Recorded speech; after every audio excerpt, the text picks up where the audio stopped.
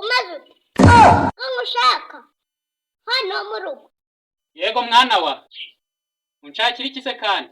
Papa wagiye ugabanya ubudage ukabona ntabwo icyo mubwira. Ariko wa mwana we nukuri uzanyicira pe, amaherezo uzantwika. Kugutwika gusa ahubwo nzanagukaranga. Reka umwana hano sha umva nkubwire, reka nyoka agende ni mu gihe, niyo mpamvu twagusize muri iyo nzu wenyine. Ariko papa nawe urasetse baza mukarengera kuzana icyana. Urwana ra icyana akusha ninde ugutoza ibyo bintu warwana we? Tuza papa abo nyohereza 10,000 nataza kwiyandarika. Mwana wa aho kugira ngo wiyandarike reka nzanya kohereza, guma kuri telefone.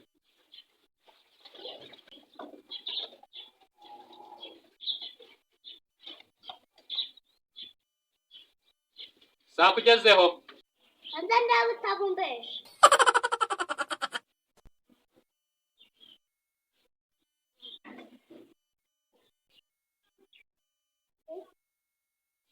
Papa nyabonye. Okay. Nyabonye ariko ntabwo ahagije. Ndabizi nagushimishije. Mpamvu bari kwankorera. Subscribe hano hasi.